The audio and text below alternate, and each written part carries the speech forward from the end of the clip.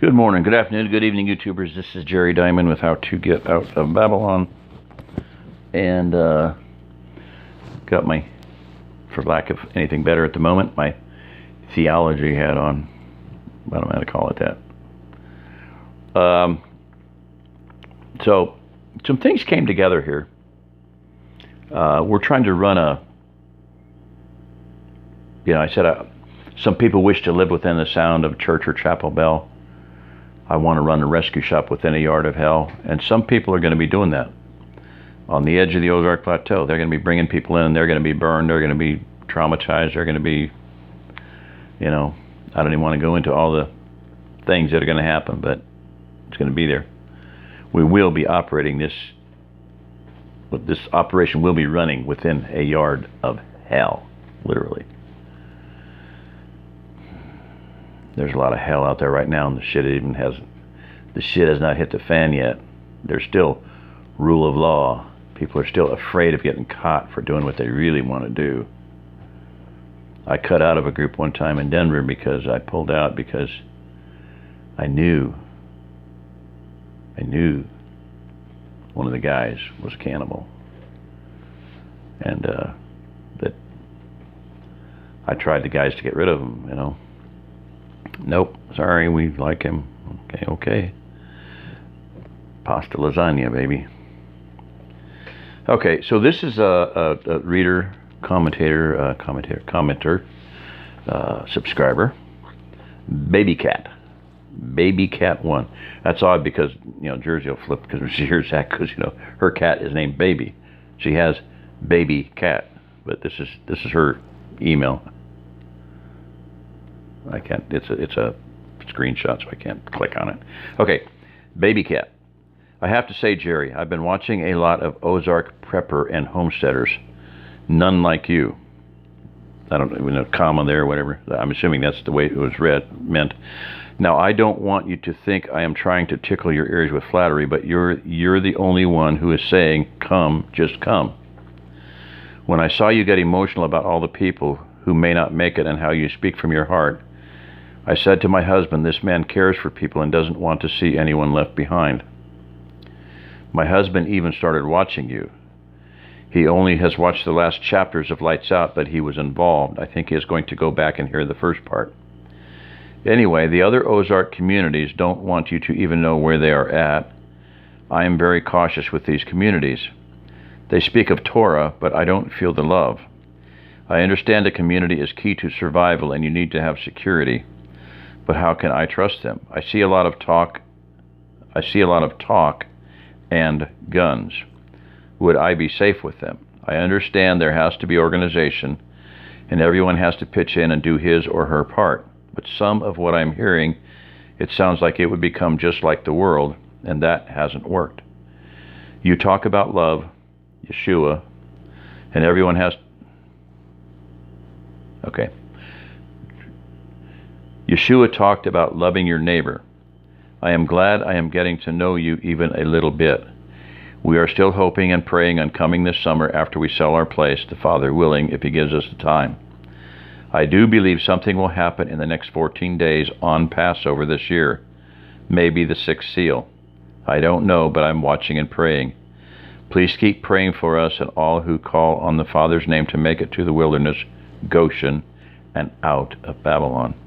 Thanks, Jerry, and when I can, Father willing, I will try to help some more.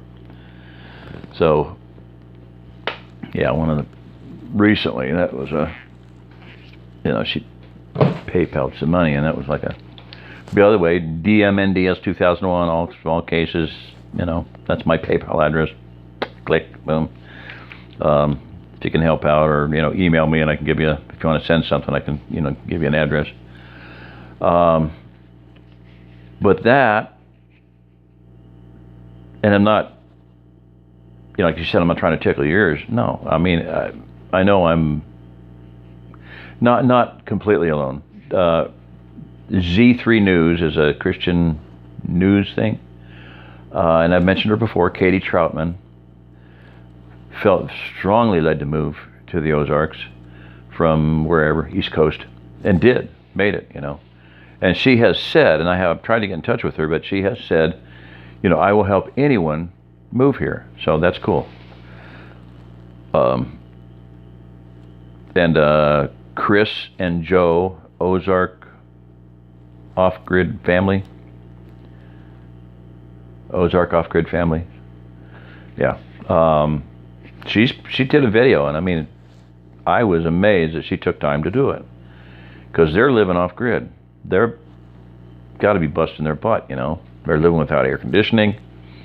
And anyway, I applauded her. People gave her a hard time for moving back and forth. And I was like, I don't care if you're dancing and doing calisthenics while you're talking. The fact that you're doing this video and you care enough about anybody to do it is phenomenal. That you have a GAS, that's a give a shit. That you that you care. Period. That's excited me.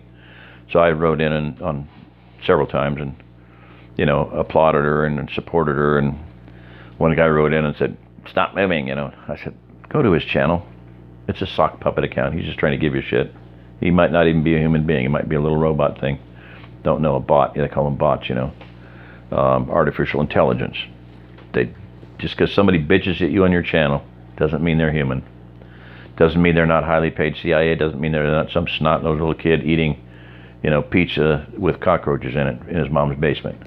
So, don't pay any attention to them. Trolls are trolls. Don't feed the trolls. Just let them go back under the bridge or find another bridge to play under.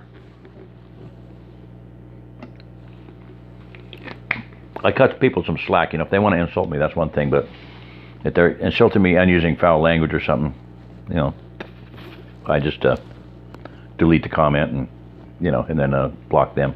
No sense in it. Don't need to put up with it. And I don't get quite so many trolls. If you put flat Earth, if I did a video and put flat Earth in the title, I would have some serious trolling. So troll the trolls. I've kind of done with that for now. Not that I don't believe in flat Earth. It is like other people that have a lot more better equipment. They got better capability and whatever. I did my year of service, 2 years.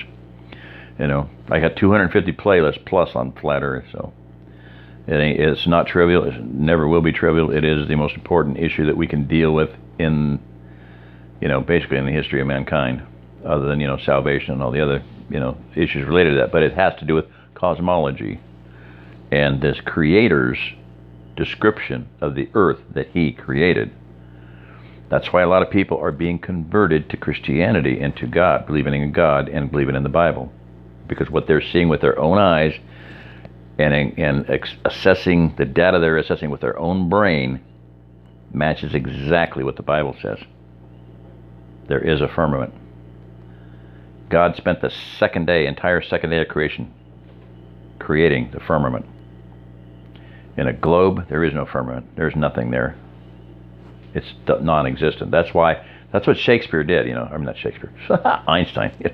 He wrote off the ether, and they just completely absolved science of any connection to reality by the theory of relativity. Reality is that Marx and Morley performed their experiment 200 times, and it stated the Earth's velocity in space is 0 every time. Science was in a panic. Einstein pulled their fat out of the fire. That's why he's their messiah. He did nothing original. He did not really have much of a brain. He was a filthy man. He was a despicable person. But beyond that, he didn't do anything. He plagiarized. He stole. He ripped off.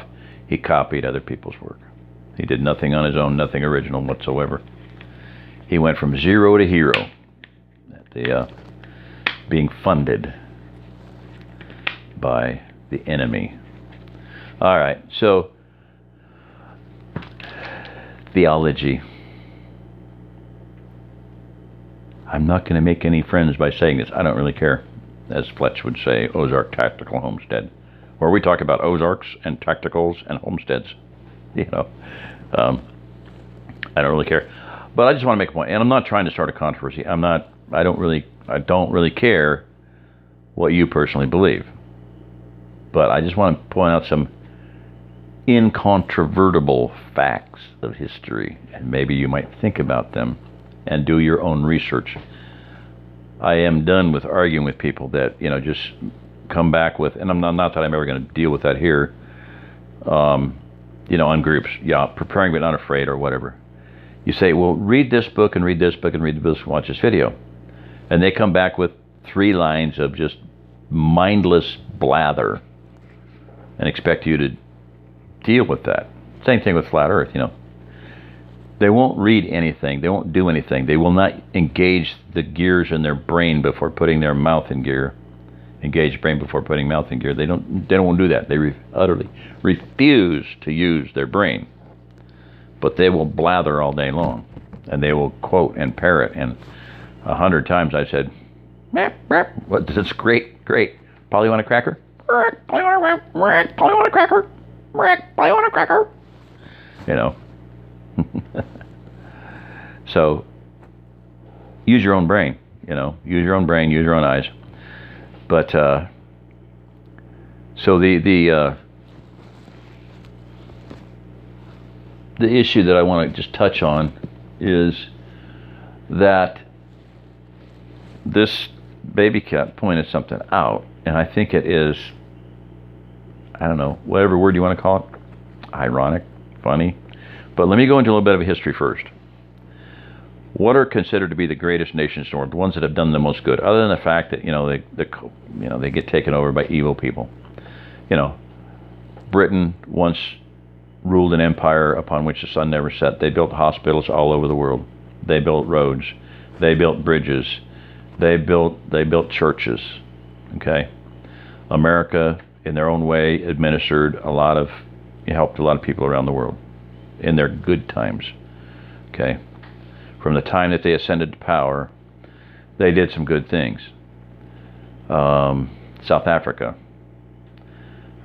So the point is that these nations are, and most of the nations in Europe, almost all of them, are all Protestant and Calvinistic. America and Britain, at their core, were Calvinistic, at their foundationals.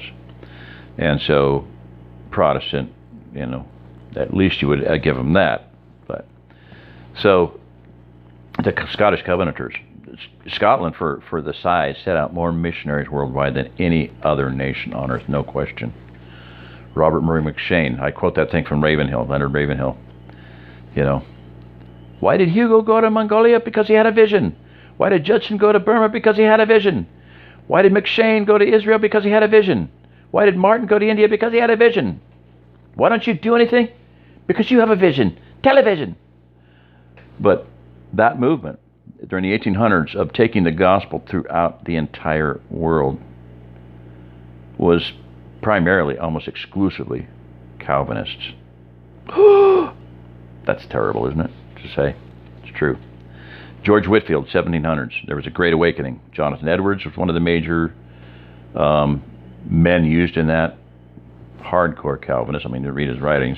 Sinners in the Hands of an Angry God. His son-in-law, would have been his son-in-law, David Brainerd, was going to marry his daughter, Jerusha Edwards.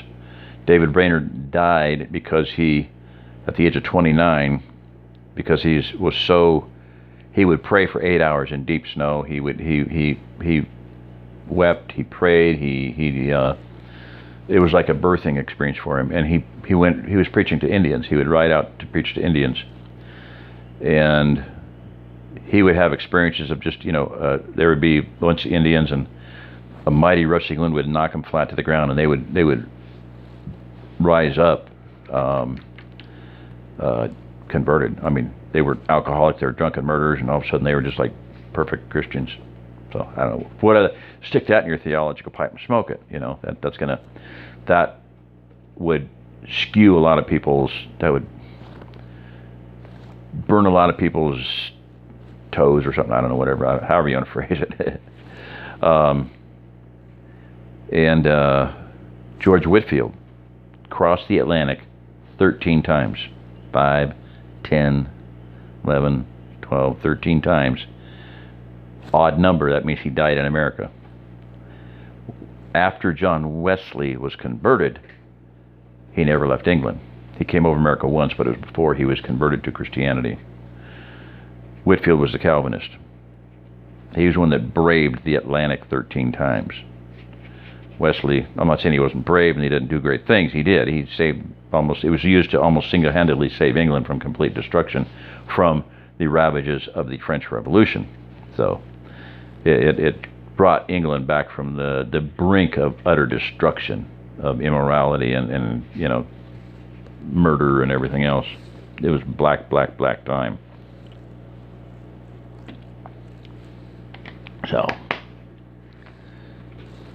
So the point being, I think it is, Baby Cat pointed, it just struck me. I went, this is weird, It takes it takes faith, and it takes some thinking, let's say high intelligence, to understand Calvinism. Jacob have I loved, Esau have I hated. I prepared one for destruction and one for glory. John Bunyan said, whether to heaven or hell you bend, God will have glory in the end. It's a simple theology, simple people understand it, but it does take faith. The greatest preacher, I believe, of all time was Charles Spurgeon. At a time when England ruled an empire on which the sun never set, and they had ships that dominated the entire world, he would preach, and his sermons were taken down and mimeographed or printed, however they, and they were sent out by colporteurs to the furthest ends of the earth every week, distributed. So he never in his life issued an altar call. Come forward. If you want to pray and be led to Jesus, come forward. Never, ever did that. He preached like a Calvinist. He never gave an altar call. He preached to the conscience. He preached to the soul. And every Monday he was in his office, and the lines of people waiting to see him, they would, because they felt conviction, and he would deal with them, and other people would. But the lines were just around the block, miles long at times. So many people were converted. George Whitefield would preach to Benjamin Franklin, heard him, calculated something on the order of, I might have it wrong, 50,000 people, I'm pretty sure. At one time, everybody could hear him. Massive revival. Whitefield led the Great Awakening in America, along with Jonathan Edwards and Wesley and whatnot, other people. It happened in England also. So anyway, that's about it. I just think that it's odd that, here I am, don't make a big deal out of it, and I'm not trying to start an argument. I'm just saying, I'm a Calvinist. It's a Calvinist that generally has the balls to do something. I've talked before about the Scottish Covenanters. Richard Cameron, the Lion of the Covenant, and his brother Michael, and 21 men rode into a little town called Sanquhar and posted a declaration of war against the King of Scotland and his 10,000 armed dragoons. And they won, basically. They were all slaughtered at Ayrshmoss, but they won in the long run because the king perished, and their Declaration of Independence became the foundation for the Declaration of Arbroath, Robert the Bruce. No, that was before that. Okay, but it was one of the foundational documents in America's history. So President Teddy Roosevelt said that if it weren't for the Covenanters, America would not exist. So pretty heavy statement. Rutherford's writing is Samuel Rutherford, Lex Rex. The law is the law and the prince, but basically the law is Lex Rex is law king. The law is king. Pretty simple. The king is not law. Divine right of kings. No, that's not. The divine king is the one who lays down the law. We will be transitioning into a stone kingdom of Yahweh, and you might as well get used to the Torah and eating clean and, doing the things that we need to do. So it's not going to be a smorgasbord. You want to learn how to build an altar and claim land, I suggest you get on it. You want to learn how to take care of slaves, read the Torah. You want to have to go about having a different society, read Torah. That's what we're going to be living under. So, all right, this is Jerry Diamond with How to Get Out of Babylon. If you're listening to this, you're the remnant.